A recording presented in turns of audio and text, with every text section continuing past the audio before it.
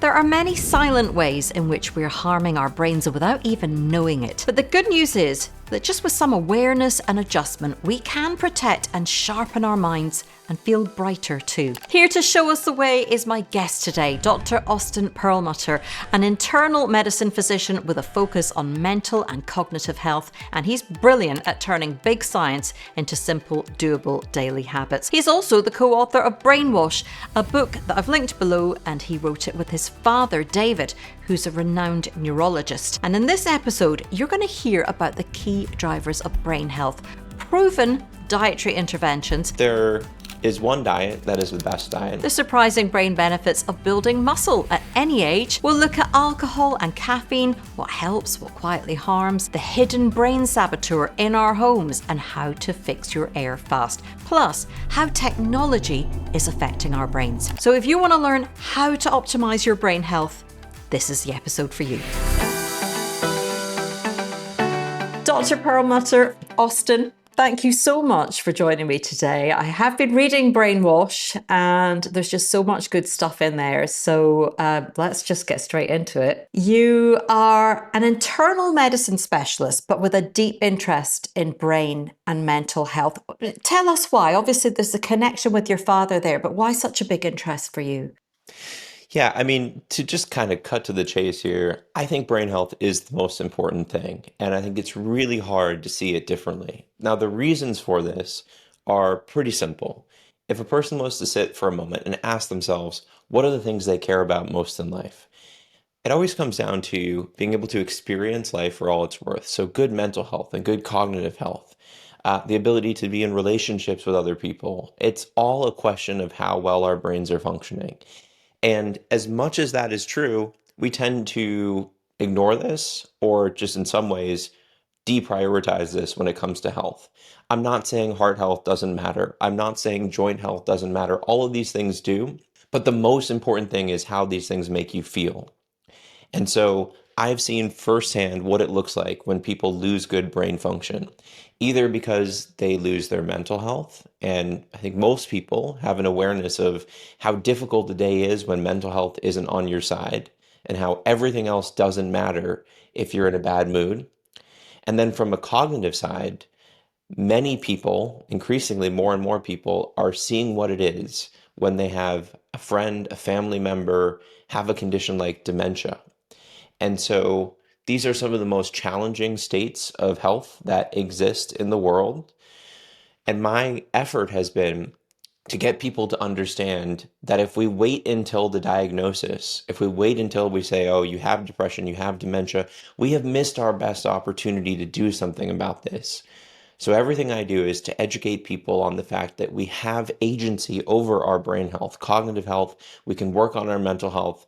And the best way to do that and the best time to do that is to get started now and to take simple actions that can help to protect our brain health tomorrow and for decades to come. That's a very big point that you made there, that we have agency, as you described, over our brain health, because I think that's why people sometimes look the other way and are a little bit afraid to open the door, because dementia, Alzheimer's, these are really, really scary conditions. They're, among the big conditions that we all really fear. I mean, how much control do you think we have over those conditions if we're starting out earlier in life? Let me just speak to what you just described because I think it's fundamental. There are really only two options. Option one is we keep doing what we've been doing and we just ignore problems until they are so bad that the only option is to go start on medications, to go talk to your doctor, at which point right now, as it relates to Alzheimer's dementia, the most common form of dementia affects 55 million people around the world, 150 million people in the next decades. You will in essence wind up saying being told there's not much we can do and you'll probably die from this and that's it. Maybe there's a couple of drugs that can slow the rate of progression, but that's the reality. Now the inverse or the opposite version of this is to say, hey, this is a concern and there's something I can do about it and being proactive. So like the ostrich with our heads in the sand, I think we're far better served changing our mentality and saying, actually there's a ton we can do to prevent Alzheimer's disease. And the latest data from the Lancet would suggest that about 40% of Alzheimer's cases can be prevented. But there's a lot to be said about whether that number may expand depending on the systems involved. Because the other big piece of this is I've talked to people around the world about Alzheimer's and depression and all of these mental health conditions that, we're now learning we can do things to prevent. The other piece of this is to understand that the systems that get us to something like depression or something like Alzheimer's disease are not separate from the systems that allow us to function well on a given day. So if you wake up and you're feeling like, wow, I'm experiencing brain fog or low energy, or I'm just having trouble focusing at work, it's the same things going on that predispose us to these other conditions. And similarly, if you're feeling like you're struggling with your emotional state, not necessarily because you have a mental health diagnosis, but you're having trouble with your relationships, or maybe you're having trouble making good decisions, it's the same systems in the brain that lead to conditions like depression and dementia. So this isn't just a question of avoiding a disease diagnosis. It's also just optimizing brain function. And I think that's where it becomes universally relevant because whoever you are and whatever you do, a better brain, a higher functioning brain is the best possible tool that you can have to do better in life. If you want to do better at work, if you want to be a better person in your relationships, if you want to think clearer, this is all about brain function. And the last time I'll say this, I know I'm being redundant, it's the same systems at play. So if you can help to get your brain inflammation in check, if you can help to regulate your brain metabolism, if you can help to promote healthy neuroplasticity, that's the wiring of your brain, not only are you helping to prevent conditions like mental health issues and dementia, but you're also going to think better right now and you're going to be a higher functioning person right now. So it is all part of this single conversation, which is how do we take steps each day with our basic choices to promote better brain health so we can prevent diseases in the future, but also think clearer and feel better right now. And that's why I think this conversation, again, it's a universal theme that more and more people are starting to pick up on. We see the popularity of podcasts like the Huberman Lab in the United States, and a lot of these people who are getting focused on concepts like dopamine and how hormones influence the brain. It's great to see it because this is the fabric of what makes us us. And for too long, we've isolated the system of the brain and just said, well, what can you do? That's kind of your personality, that's your identity, that's different from what's happening in your body.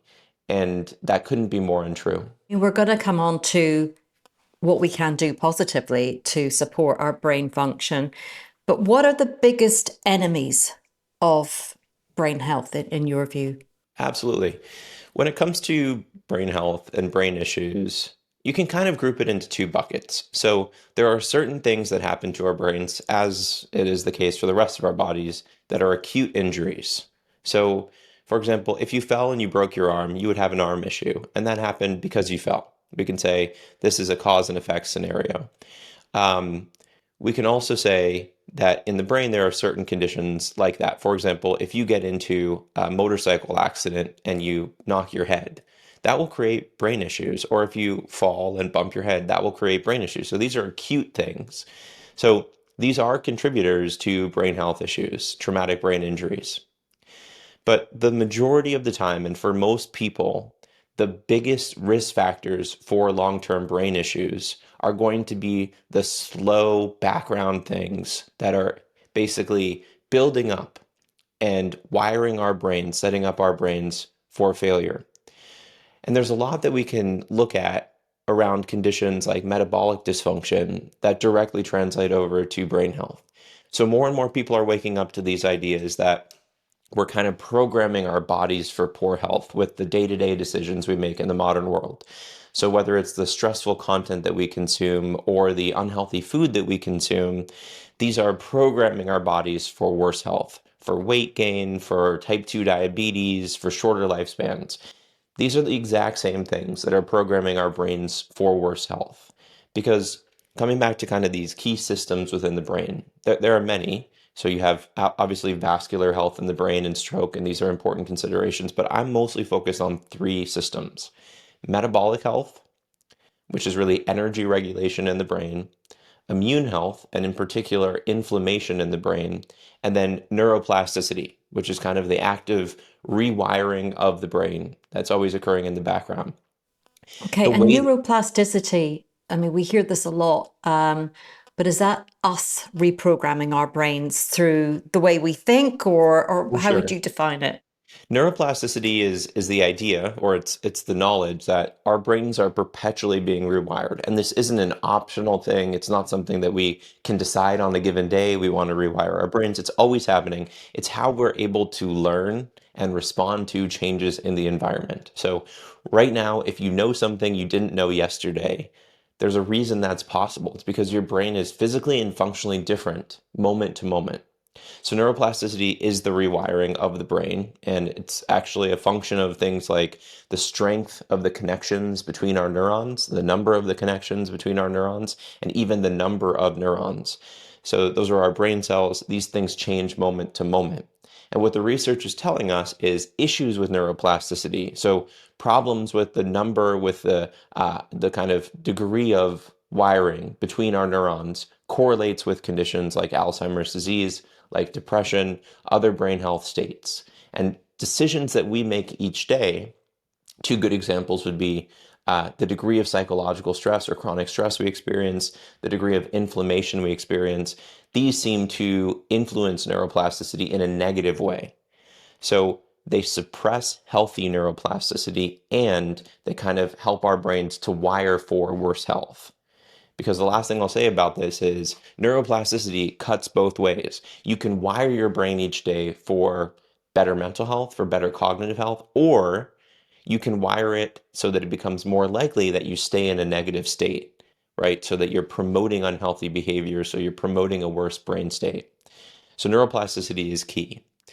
And then just coming back to the general theme here, so metabolism, immunity, specifically inflammation, and neuroplasticity, what are the things in our lives that either tip the scales so those are going the right way or the wrong way? When they go the wrong way, predisposes us to cognitive and mental health issues. When they go the right way, it's protective.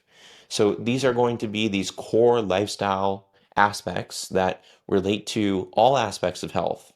But as it relates to the brain, we're talking about what we consume, what we consume through our eyes and our ears. So, are we taking in content that is messing with our brain inflammation and neuroplasticity?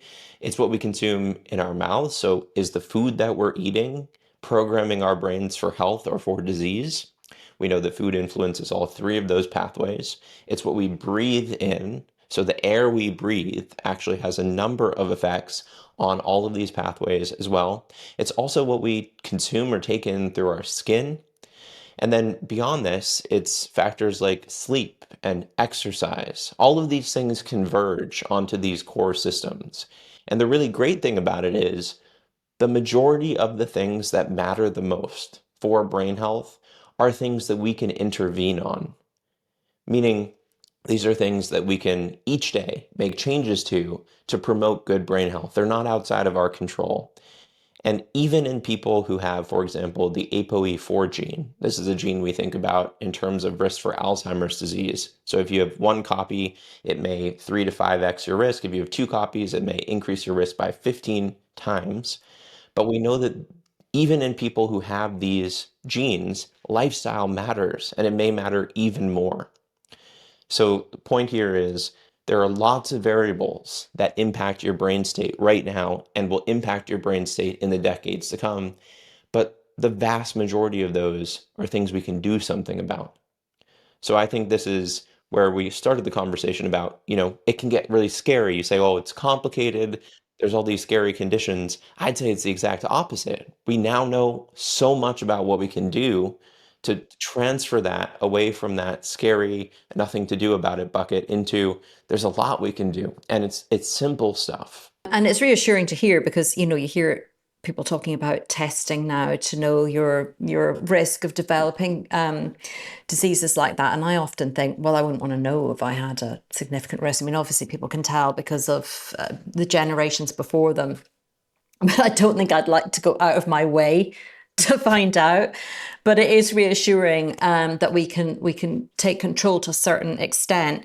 I mean, starting with diet, you will be aware. I am super aware through the interviews I do that you talk to one doctor one day, and they'll give you the best diet to take, and you talk to another the next day, or a scientist, and they'll tell you something different. You know, don't eat these plants, or only eat meat, or whatever it is. And what I try and do on my channel, and I loved your underlying message here, so I'm going to get you to expand on it, is just that common sense of eat mainly natural most of the time. You know, we don't have to whip ourselves every day if we slip up and have a piece of chocolate or whatever. But, you know, if our underlying diet is a natural diet, that's the best start. Now, is there more? Is there more of a definition, or are there some exceptions there that you would pick out within diet, or is that the general message? I love this conversation, and I think there's so much information out there now that it can be so confusing that people will say, well, I'm not going to do anything. And I hate that very much because uh, as a doctor, as somebody who has been out talking about nutrition for a long time, I see the value of what can happen when a person changes their diet for the better.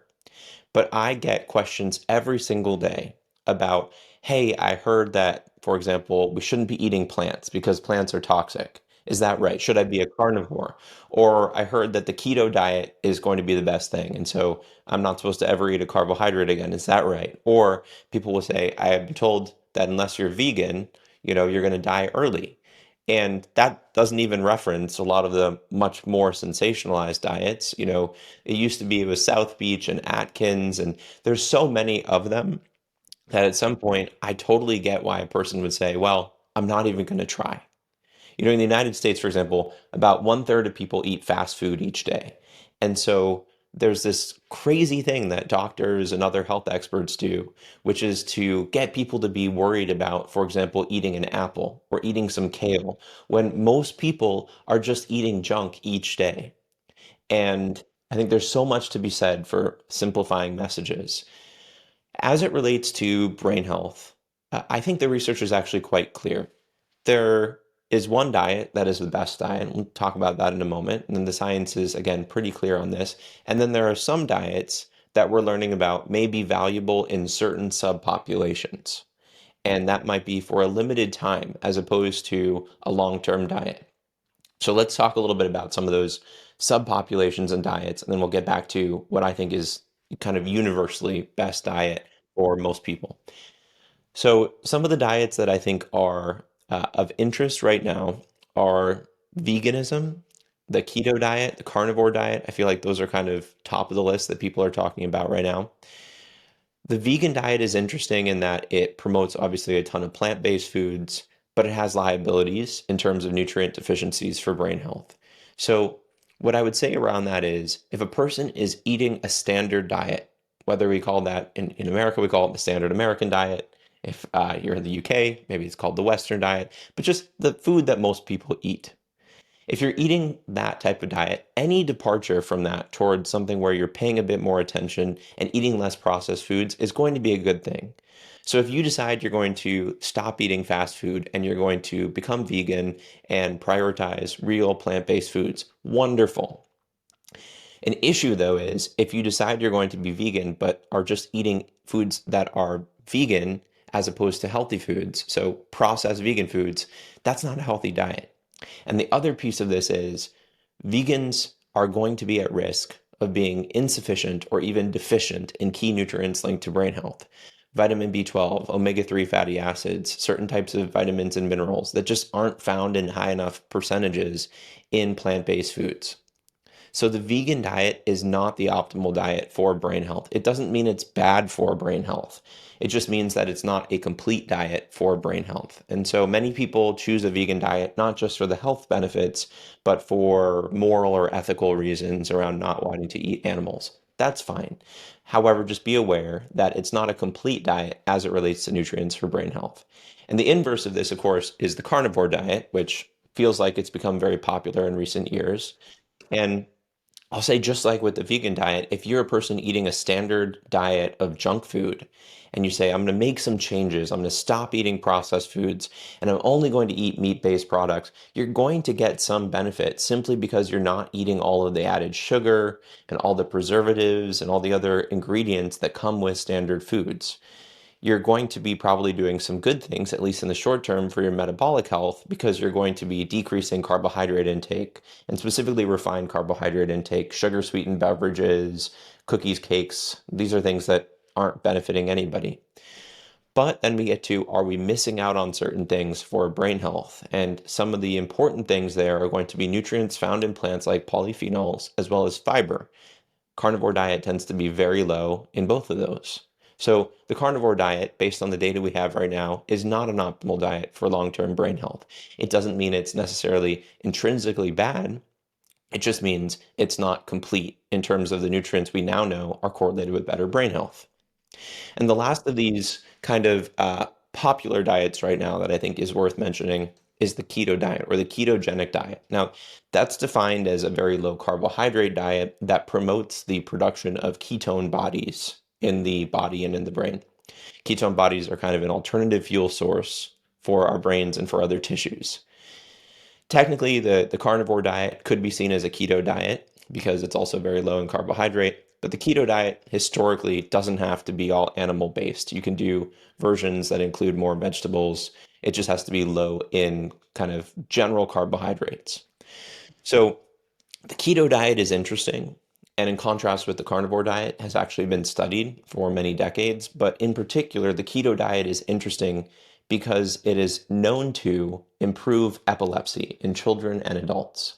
So it's actually almost 100 years ago, researchers found that putting people on a low carbohydrate diet, people with kind of refractory epilepsy, meaning they kept having seizures despite medications, that it benefited them. They had less seizures. So something was happening in the brain.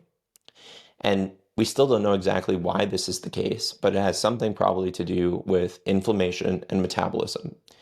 So the ketogenic diet is now being explored for conditions like Alzheimer's disease. And we can get more into the details if you're interested. But one of the very important things that happens with the brain as we age is it seems like the brain has more trouble utilizing fuel, meaning even if it has enough glucose, it doesn't seem like the cells really want the glucose. It's called this hypometabolism. Our brains just don't seem to use as much of that glucose as fuel. And so the idea is if we can build up ketones in the brain, we can provide an alternate or alternative fuel source. So now this is being studied in Alzheimer's disease, and it's still early, but there are some signals that this might be interesting. So then we might ask the question, should everybody be on a low carbohydrate diet for brain health? And what I'll say again here is this is not the optimal diet for most people for brain health. I do think if you have metabolic dysfunction, a low carbohydrate diet can be a very powerful way to regulate things. And we've seen the research specifically in type 2 diabetes showing reversal of type 2 diabetes, getting people off their medications when they do a low carbohydrate diet, Because like I the guess ketogenic you're diet. stripping away a lot of the temptation and the risk of getting it wrong with picking up some breads that have more sugars because you haven't poured over the label. Is it that kind of thing you think that you're just stripping away the potential for more sugar than you need? Well, so most people are eating more added sugar than they need. And I think that's absolutely a benefit to whether you're vegan or keto or carnivore, just basically cutting out the ultra processed foods. Because in the States, at least 70+% of our foods have added sugar. And so paying a little more attention is obviously worthwhile. So why is it that making these low carbohydrate dietary changes is so beneficial? Partially it is that you're just not overloading the system with new sugar, meaning you're not pouring all this extra sugar into the body that it has to process. But partially also what you're doing is helping to resensitize your insulin system. You're helping to decrease inflammation. And so what winds up happening is you get this metabolic reprogramming, and that's really beneficial to your brain and to your body, which is why the ketogenic diet is actually a therapeutic tool specifically for people with metabolic dysfunction because it helps reset your metabolic flexibility and it helps to decrease that overload of just being so flooded with sugar that you can't respond because you're perpetually dealing with this new problem as opposed to clearing out some of the old stuff that you have. So that's a ketogenic diet. I think let me get to very briefly, I guess, the best diet because I know people who are listening, watching want to know that. So the caveat to all this is to say every person is different, and always when I have these conversations, people will say, "Well, but I had a genetic test and it said X, Y, or Z," or "I was low in this level of this nutrient, so what you're saying doesn't apply to me." And the reality is, again, everyone is different, and there's no single diet that is going to be perfect for every person because one person, for example, may not be able to handle saturated fat. That's true. So for them, they should really be cutting down on the saturated fat. Another person may be okay with it. The best studied diet and its variants for brain health long term is the Mediterranean diet. And some of the big pushback I'll get here is, well, different people in the Mediterranean eat different foods. The Mediterranean's a big place. Some of the data is not as good as we thought it was. What I would say is this. The Mediterranean diet is not a question of saying, here is what they eat in this very specific part of the Mediterranean, meaning in this tiny town, this is the food they eat, and that's what you need to eat. The Mediterranean diet is a diet where you're eating minimally processed foods, a lot of plant-based foods. You are prioritizing healthy fat, and that's really important. For a fat-phobic society to say we should be eating fat, your brain is, by the way, 60% fat, so this makes sense. But it's not just any fat. It's not going out and eating tons of marbled meat. It's prioritizing unsaturated fats. And in particular, it's consuming fats that come from omega-3s, which are rich in fish-based foods or marine-based foods. And it's consuming the unsaturated fats that come in olive oil. Because olive oil has independently been shown to be associated with better brain health. So it's eating lots of fruits and vegetables. I do think it's not the big deal, but prioritizing certain types of fruits. So eating 2 watermelons a day is probably not as good as a couple handfuls of blueberries because of the relative fiber and the polyphenol content. Eating herbs and spices, which are incredibly rich in these nutrients called polyphenols that have been associated with better brain health and seem to regulate immunity and metabolism throughout the body. And then it is deprioritizing, this is really key, deprioritizing ultra processed foods. And so the crux of this whole thing, and yes, you can look up the Mediterranean diet, is the one that I try to follow, is the goal is to start by consuming a diet where you're not eating the junk food. And more important than adding in a supplement or trying to nail a superfood is simply not to be consuming the junk. And so the last thing I'll just say on this front is if you're listening in and you've never made a dietary change or you're confused as to where to start, the single food that I would recommend people start by cutting out is sugar sweetened beverages or sweetened beverages. Because if a healthy food has, let's say, some good fats, some good proteins, some good fiber, and a ton of these nutrients called polyphenols, an unhealthy food is one that has a bunch of sugar and nothing else. And that is what a sugary beverage is. It is just a direct load of sugar into your system that messes with your immunity, messes with your metabolism. So the Mediterranean diet is a diet that absolutely would say, do not drink the sugary beverages. I think that's a good place for most people to start. What is a good decision about alcohol then? If I go out for I'm not going out for dinner of this Friday evening, unfortunately, but if I was, would I be so wrong to have that little glass of red wine, or what do you do personally? Well, so for listeners, I'm over here on the west coast of the United States, so it is 8:30 in the morning. So I'm not also thinking about alcohol just yet, but you know, whether it's morning or evening or any time in between, I think we have to be asking this question. And it's a super popular question because like many things, we wind up seeing the data that tells us both yes and no.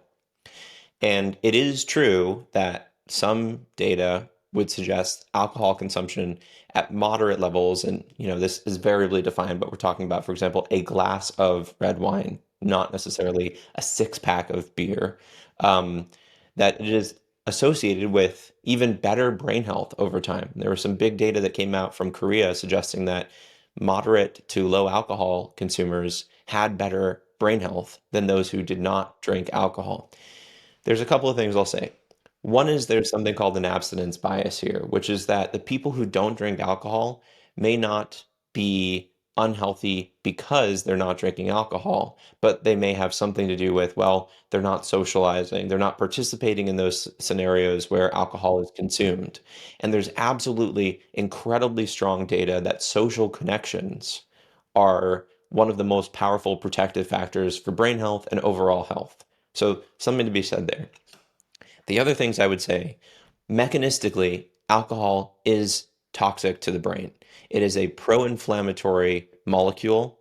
And you can see, just to be nerdy here for a second, that the ethanol molecule will bind to the toll-like receptor 4, which is a powerful activator of inflammation in our brain's immune system. That doesn't necessarily mean that drinking alcohol is bad. It just means that mechanistically, we would think it's probably not a good thing. But when we look at what alcohol does, there are absolutely data points for what happens in our bodies and in our brains when we consume large amounts of alcohol. And for anybody who's worked in a hospital, you will know that certain people, when exposed to high amounts of alcohol, come in with incredibly altered brain states, either because of a vitamin deficiency, vitamin B1 deficiency, which is well known to be associated with alcohol, in part because of the nutritional issues that come from alcoholism. But also, you can see alcohol-related dementia. This is a well-known state. Long-term exposure to high amounts of alcohol do shrink and damage the brain. So that is a clear thing. In addition to everything everyone else knows about increases risk for liver disease, increases risk for a number of cancers. So clearly large amounts of alcohol, not good. Let's bring it back down though to this question you asked, which is what if I want to go out and have a glass of red wine or a glass of whatever? I think drinking alcohol in a small amount, if you're doing it in the right way, is not necessarily a huge issue, with the following caveats. One, if you're going to consume alcohol, it is better to do it earlier in the day. The reason for that is because alcohol disrupts sleep architecture. So, this idea of a nightcap is not a good idea. Being unconscious is not the same as getting good sleep. And if you're using alcohol to fall asleep, you are putting your brain at a major disadvantage. Two is if you're going to be consuming alcohol, coming back to what I already said, sugar sweetened beverages or sweetened beverages are bad. So having a mixed drink, which you're consuming both alcohol and sugar at the same time, I think that is something worthy of avoidance. Again, not saying it's something you have to avoid all the time, but if you have the option and you're choosing between, let's say, a glass of red wine or I don't know, a pina colada, I would much more go for the red wine also because there are some polyphenols in that red wine. And then the last caveat I'd bring up here is every person's biology is different, and your body and specifically your brain will tell you when it was too much. So many people, I wouldn't say me, of course not, but many people know what it is to be hungover, right? I'm being facetious. I have definitely experienced what Yep. happens. I've known that a couple of times. Yeah. So I definitely have had the experience of waking up after drinking and feeling the headache and feeling just kind of body aches. And what is that? So researchers looked at what is happening with inflammation in the bloodstream and levels of feeling hungover. And they found this direct correlation where the more a person experienced this feeling of being hungover, the higher their levels of inflammation were in their bloodstream. So if your body and specifically your brain is telling you, hey, something's going wrong here, this is not a good thing, that is a great representation of you getting a signal that whatever you did in terms of the amount of consumption and the type of consumption is not something that your body is able to easily tolerate. So there are a number of data points like that, and we're not talking about alcoholism, which clearly is something that is not desired. And just caveat or a disclaimer as a doctor, if that's something you're struggling with, this isn't something that you should necessarily say, oh, well, I'm just going to cut back. Seek medical care. Alcohol is a very addictive substance. But point here being, if you're experiencing other symptoms as a function of the alcohol you're drinking, either you feel like your sleep isn't very good, or you feel like you're becoming more stressed or becoming more anxious, because interestingly, even though alcohol has this kind of GABA receptor effect, it can lead to rebound anxiety because of what's happening within the brain. These are signals that it's probably not a good fit for you. So This is a very long-winded way of saying if you want to have a glass of wine, I'm not going to hold it against you, but also be aware that, especially at higher doses and when you mix it with molecules like sugar, you may be increasing the chances that it is creating some problems in your brain. Yeah, and it makes so much sense. And of course, if we listen to our bodies, they do tell us everything we need to know most of the time. Somebody like me, if I have more than one glass of wine, I would feel hungover because I don't drink very much now. Just more than that one glass could make me feel quite unwell, and you realize how powerful alcohol is. And some of us are just more susceptible to its effects than others. So I am the only person who drinks alcohol in my family, which is a curiosity in Scotland, I can tell you. But on the flip side of that, it means that none of us really enjoy going to these big dances, these big events, because we tend to be okay for the first couple of hours and then everybody's drinking and having a good time, and you lose the rhythm of it, you become tired. So I think that that was a very interesting point that you made about if you're not drinking, how are you keeping up that kind of social contact and making sure you're still having these joyful experiences and going out and mixing with other people? This social connection piece we've increasingly lost around the world. It doesn't help the pandemic occurred and people are just a little bit more skittish, but finding ways to maintain the social connection piece, that is key. And alcohol does that, right? It creates this social lubricant where we're more likely to be willing to engage with other people. What I would say is something that I've seen over here in the States is a bit of an increased desire to move away from alcohol. And there's almost this health-related abstinence culture that, of course, has been happening many times over the last probably thousands of years, but is being coupled with trying to find other ways of engaging with people around evening activities. And so we have these centers in the United States where people may get together to do meditations or sound bath. I mean, some of this stuff it feels a little bit hippie-ish or whatever, but there's got to be better ways for people to spend time together in community that don't rely on alcohol as the only thing to bring us together. And one of the things that, in my personal life I found is as I've gotten older, it's been my circadian biology has had me wake up earlier than I used to, and also really enjoy the early hours of the day with some coffee, some tea. And my hope is that as time goes on, there'll be better ways to kind of socialize around those types of events. I mean, granted, coffee shops and all that, but it'd be nice to be able to migrate some of what are right now only evening activities towards the morning so that it doesn't become uh, this forced staying awake for fun. Because the other piece of this whole thing is, and again, I'm just going to sound like the biggest, anti-fun person ever on this podcast. But when you're staying up till 1 or 2, to socialize, that's great. But especially when you add in alcohol into the system, it does play or place a cost on your body. The sleep deficit coupled with the alcohol, coupled with if you're consuming food late at night, and so I just think it would be wonderful for us to create more scenarios where you're not always having to have this trade-off for, your physiological health in order to promote your social interaction. You mentioned tea and coffee there. There has been some research about that being helpful for brain health. What do you think about caffeine and caffeine sources? Yeah, I will admit a deep-seated bias, which is that my brain and body love caffeine. Now, in medical school or in college even, I was taking 4 shots of espresso just to stay awake. And it was because I was sleep deprived. And so big difference here between saying you're using this drug to just get to a baseline versus saying you got a good night's sleep and now you're having some caffeine because it helps you to focus, gets you more creative, more attentive. What the research says here about coffee, and just like alcohol, it's been all over the place.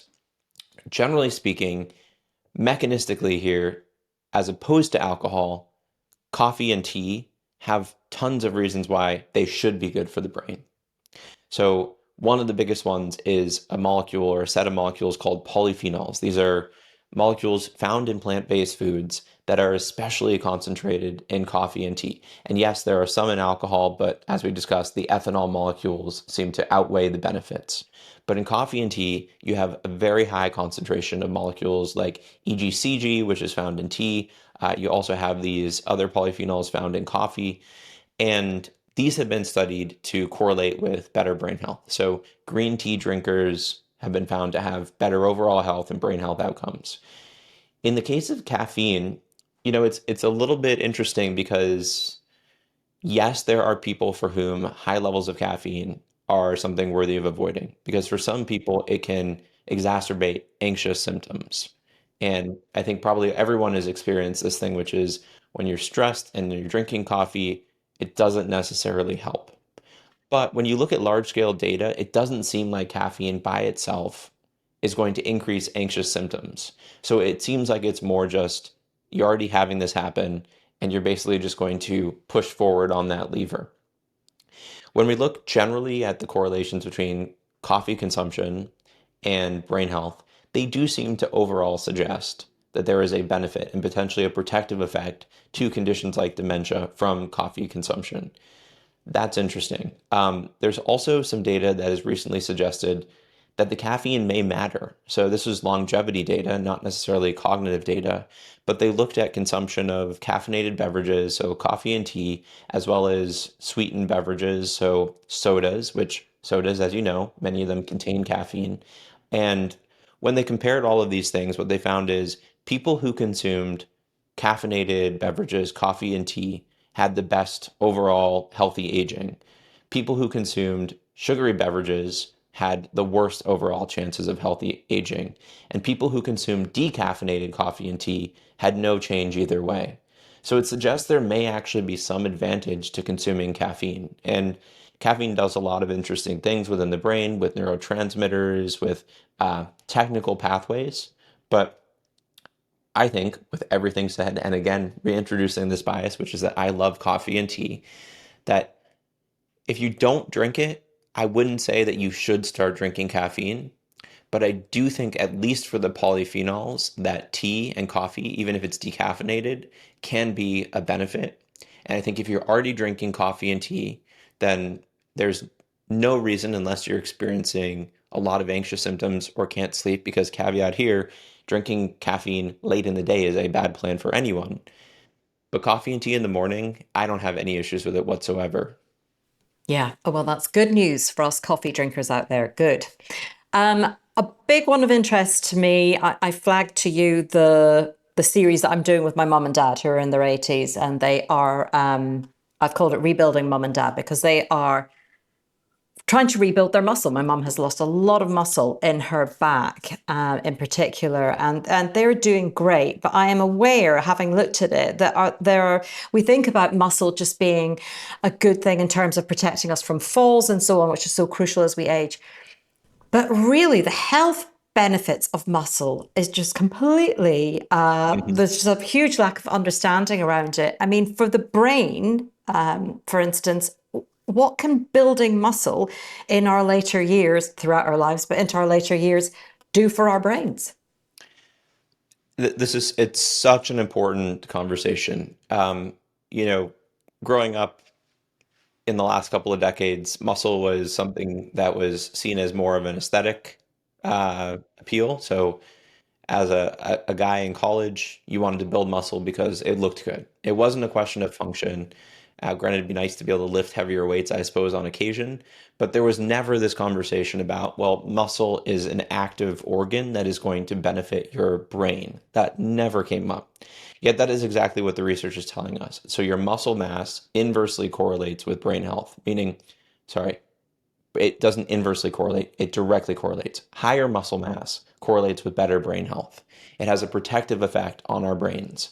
And this is really important in the context of what it sounds like you're alluding to with your parents, which is that people lose skeletal muscle at a very rapid rate. So about 1% per year once you get to your middle age.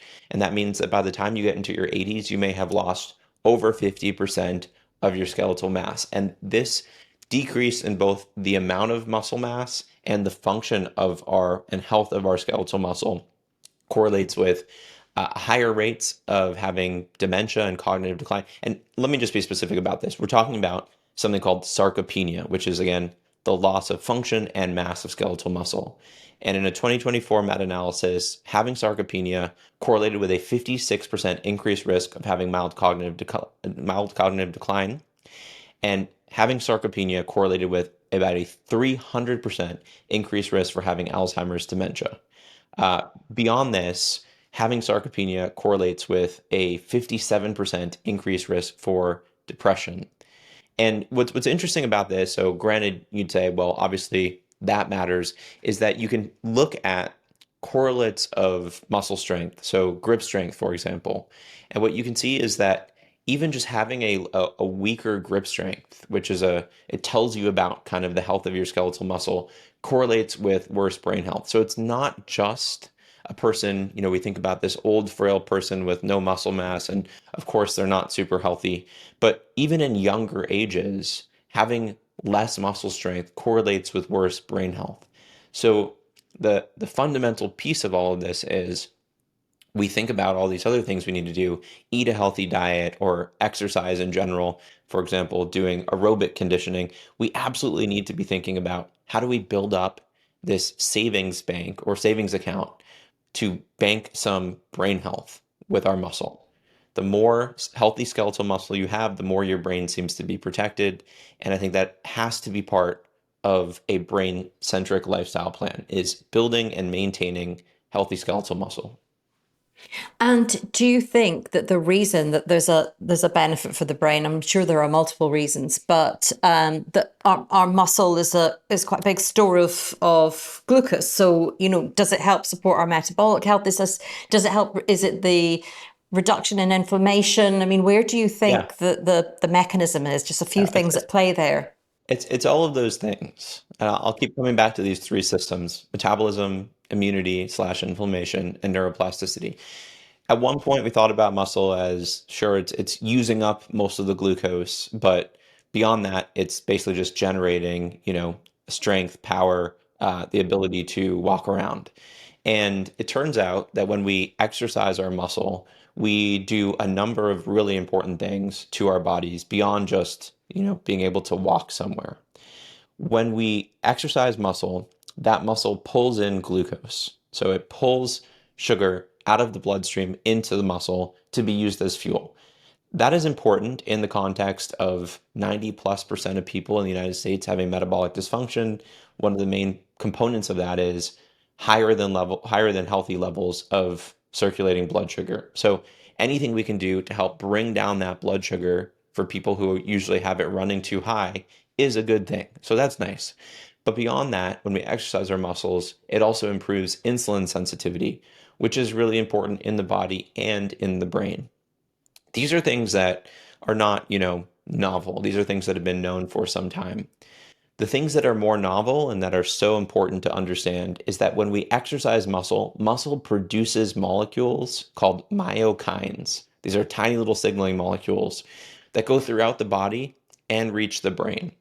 So when you lift weights, your muscles produce molecules that go to your brain and promote healthy brain inflammation, meaning they help to bring down inflammation, promote healthy brain metabolism, and help to promote healthy neuroplasticity. And so these are molecules with names like brain-derived neurotrophic factor, BDNF. Some people may have heard of this, often described as a miracle grow for the brain, probably the most important molecule for promoting neuroplasticity. There are molecules like cathepsin B and irisin, which are esoteric. There's molecules like interleukin 6, which is an inflammatory molecule, which seems to, when produced by muscle, actually produce an anti-inflammatory response. And the main point to understand here is when you exercise your muscles signal throughout the body to say, here's what we need to do. And what we need to do is to suppress inflammation, meaning keep it lower, healthier, to improve metabolism, and when it comes to the brain, also to promote the growth of new brain cells and the connections between our brain cells. So, to answer your initial question, there are a lot of reasons why having healthy muscle seems to correlate with better brain health. And these are beyond just the idea of pulling the glucose out of your bloodstream. And this is why it's so exciting, right? Building muscle is something we can all do. It's not some sort of crazy, biohacky thing. It's basically just giving your body the building blocks it needs and the exercises necessary to support that healthy muscle growth. I love to hear it. I actually had little chills when you were talking about it because it's just so important, and I can see how it's playing out with my own parents, with my mum in particular, who had been diagnosed with sarcopenia. I had a lot of worries about her at 82. She started the year quite frail, but we can see some cognitive changes as well, just with the progress she's making with building muscle. And I just don't think we can talk about it enough. It's such Amazing. an important subject, and you put that beautifully there. Thank you so much. Time means I'm going to have to move quickly on to this next one, and I don't think I'm going to have such a happy face here because I love a scented candle. I love to spray perfume. I love diffusers and anything with fragrance. And of course, the thing that we overlook for our brain health is air quality, isn't it? So, I mean, how problematic is that? We fill our homes with these things. We call it TK Maxx here, you call it TJ Maxx, never out of there, picking up the scented candles and everything. But, how bad is that for us, really? Okay. So I appreciate you bringing this up, and you're right. It tends to be something, people know alcohol is not good for them. So when I say don't drink a ton of alcohol, no one's surprised. But when I say, hey, that incense is actually producing 5 times more air pollution than a cigarette by gram, or that your scented candles are releasing toxins into your air even when you haven't lit them, people tend to get a little bit less than excited. Um, Let me start this by saying, so I'm a little bit obsessed with this topic. And the reason why that's the case is because indoor air is the most important hidden risk factor for health. And it is not something that we're talking about nearly enough. We become obsessed with food, and I get it, right? We want to talk about, oh, what is the best superfood and what is the worst food for your body? I understand that. But we eat maybe 3 times a day. We breathe 20,000 times a day. And there's no option here. There's no fasting equivalent for breathing. You are obligated to continue to breathe all day, and you're going to be breathing in whatever is local. Unlike some of the contentious stuff around diet, where some people say it matters and others say it doesn't really, and people say, well, just eat enough calories, there is no counterargument for the air piece. There is no healthy level of air pollution. There is no question when you look at international data that air pollution is killing us earlier and contributing to cardiovascular disease, contributing to metabolic disease, contributing to brain disease.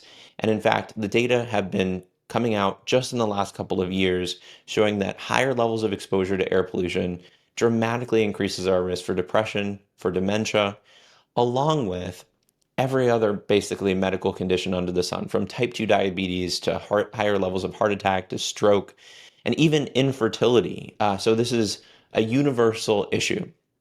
So then we would say, well, okay, Austin, you seem to be concerned about this, but I don't live next door to a coal plant, and there's no wildfire happening outside of my home.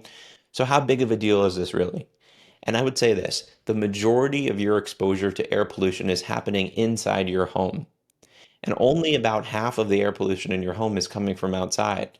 That means that about half of what is going on that you are breathing in that is problematic is because of the activities that you are engaging in.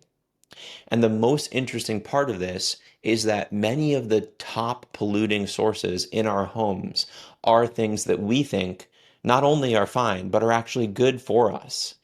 And so, whether that's an air freshener that we spray because we have a stinky teenager that is not regulated, that is producing a ton of environmental toxins, to even certain types of essential oils that the essential oil itself may be fine, but when you diffuse it, it is reacting with molecules in your local atmosphere and creating molecules like formaldehyde, which is a known carcinogen. Many of the things that we introduce purposely into our lives are actually creating these air pollutants. So, as I said at the start, I've become a bit obsessed with this because there is such a big gap between what we know to be true from a scientific perspective and the way that we behave.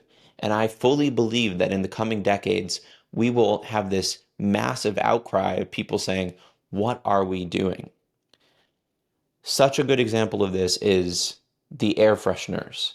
In the United States, we have literally an entire aisle of the supermarket or the drugstore for air fresheners, whether they're the ones you plug in your cars or the little dangly, we have pine trees over here that go Yeah, on your we have.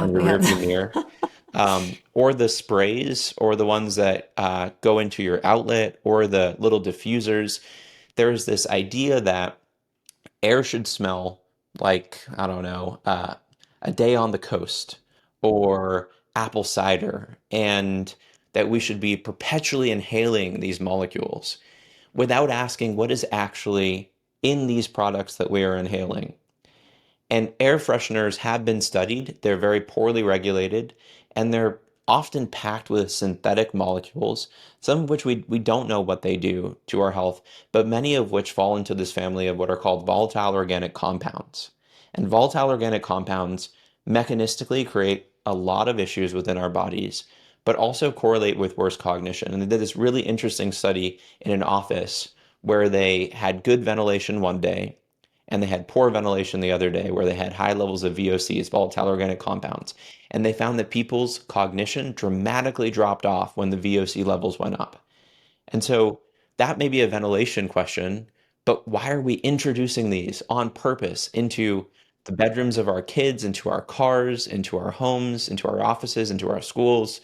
So this is absolutely blowing up in terms of the amount of research around this. And I'll just say it is well recognized that air pollution is the biggest environmental risk factor for death on the planet, that indoor air is killing millions of people each year around the world, and that the majority of what is happening with our indoor air are things within our control, but people have no idea that it's happening because it's invisible. It isn't in the fridge in a fast food container. It is invisible in the air that we consume each day. So at the very least, it's something I would love to discuss longer, and we're just running low on time. But at the very least, this is something that people need to give more thought to, do a little bit more research around, and think about what they're introducing in their own homes. Well, let me just give a couple of tips because I know we're low on time, but if somebody's saying, this is concerning, what do I do about it? Very briefly, you want to ensure good airflow in your home. If you can open your windows, do so. When you're cooking, because cooking is the number one source of air pollution in the home, ventilate. Ideally, you're not creating smoky things on your stovetop. But if you are, make sure that you either use a hood if you have one, open the windows if you can, or potentially consider putting an air purifier in your kitchen to suck up some of that pollutant. For candles, I would say scented candles are the worst. If you are going to use candles, go for unscented. Beeswax may be the best. And make sure that you're trimming your wicks so that you're not getting sputtering and smoke.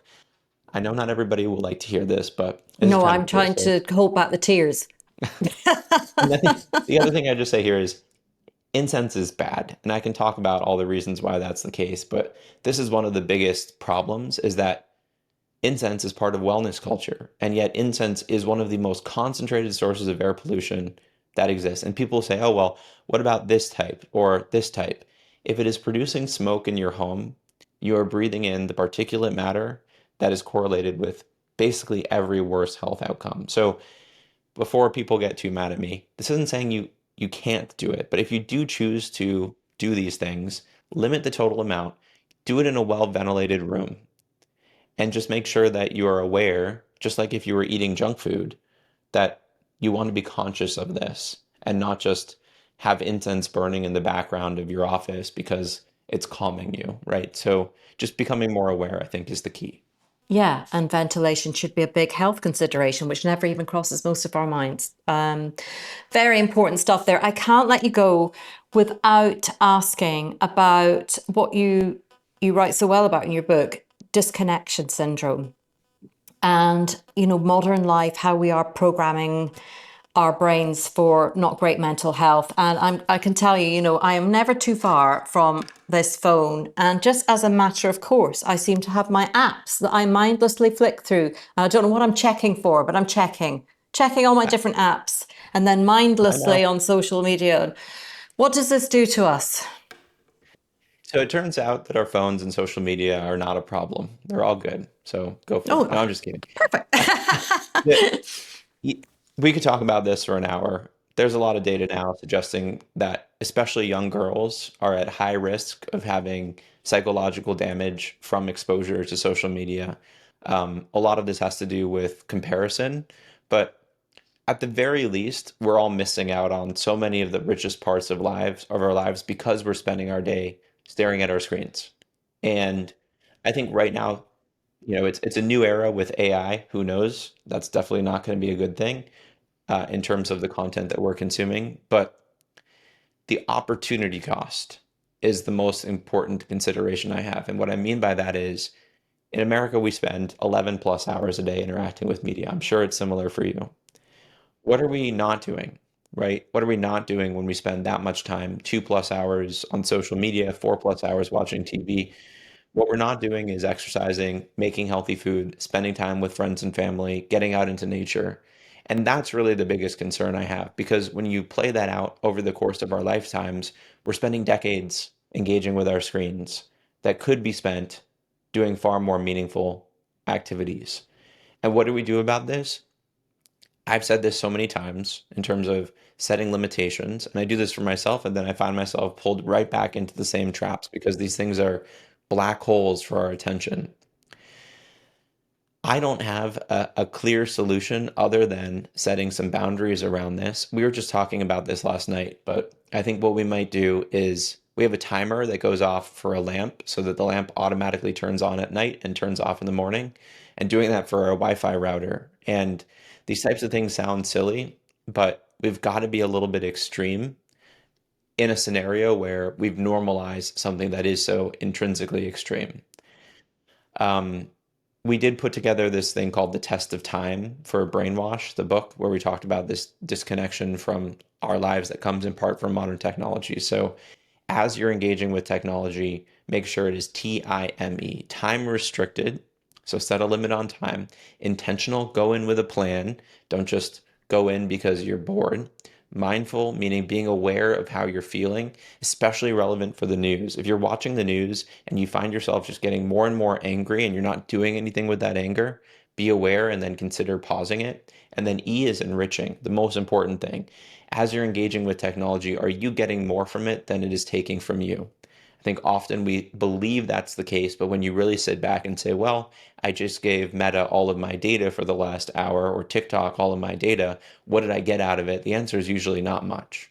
So these are some tools that can be helpful for people, but I do think this is a complicated issue and we've moved so far in the direction of just normalizing our technological addiction that I think it's going to require some large scale kind of pushback before we're able to reclaim some of that. And in the absence of that, it's individual people doing small things in their families, in their homes to set limits on the exposure.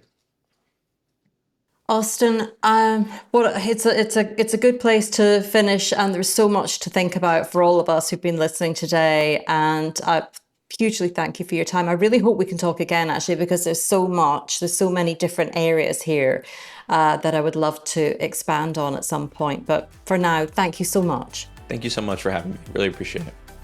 Well, I found that such an enlightening conversation, and I hope you did too. There was just so much practical, balanced advice there, which is why I love Austin's approach, and I'm really grateful to him for talking to me. Now, I'd love to hear what you've taken from today's conversation, so let me know in the comments. And if this episode helped you, please give it a like, share it with someone who could benefit from it, and subscribe or follow if you haven't already for more honest, evidence-based healthy aging content. You'll also find more information around healthy aging as well as skincare, including product reviews from me on my website honest.scot. snapshot, which is linked in the description below. And you'll find a link there that you can use to sign up to my monthly newsletter, where I round up all my latest content so you don't miss out. And if you'd like even more from the Honest channel, our members page has bonus footage and exclusive insights.